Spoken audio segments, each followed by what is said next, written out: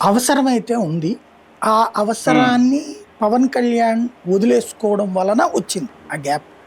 యాక్చువల్‌గా ఇదివరకు అవును. తెలుగుదేశం, వైఎస్ఆర్ కాంగ్రెస్ పార్టీ రాజకీయం మధ్యన కొత్తగా వచ్చినట్టు పవన్ కళ్యాణ్. హ్మ్. అవును. కానీ ఆ గ్యాప్‌ని పవన్ కళ్యాణ్ వదిలేసేయడం వలన స్పేస్ ఉంది. ఎందుకంటే వీళ్ళు ముగ్గురు జట్టు కట్టడం. రెండో వైపున వైసీపీ ఉండడం. ఇప్పుడు ఇద్దరూ కూడా ఒకళ్ళనొకళ్ళు తిట్టుకుంటున్నారు తప్పించి ఎవరికి వాళ్ళు అందరు రాష్ట్రాన్ని బాగు చేసామంటున్నారు కానీ రాష్ట్రం పరుగు ఆగిపోయింది అనే కంటే నెమ్మదించింది. ఆగదు ఎప్పుడు కూడా, హ్మ్. నెమ్మదించింది. అవును. ఈ నెమ్మదించిన దానికి కారణం ఏంటి? ప్రతీకార రాజకీయాలు.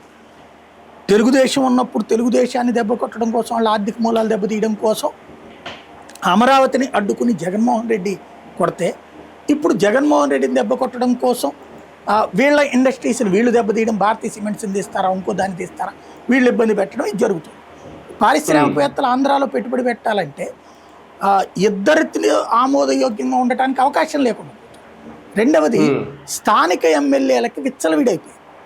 వాళ్ళు చివరికి లోకల్గా ఉన్నటువంటి ఇండస్ట్రీ వాళ్ళని మా మనుషుల్ని నీకు ఇస్తాము, నువ్వు వాళ్ళతో ఉద్యోగం ఏం చేయించుకోబాకు, చేయించుకుంటానంటే చెప్పు, వాళ్ళు వచ్చి కంపెనీలో పెంట చేస్తారు. లేదా వాళ్ళకి నీ జీతాలి, నువ్వు జీతమి ఓ 25 మందో 50 మందికో, వాళ్ళు నా వెనకాల తిరుగుతుంటారు. ఇట్లాంటి రాజకీయాలు కూడా కొన్ని వచ్చినాయి కదా బయటికి వివిధ ప్రాంతాలు. లేదా మైనింగ్ ఒక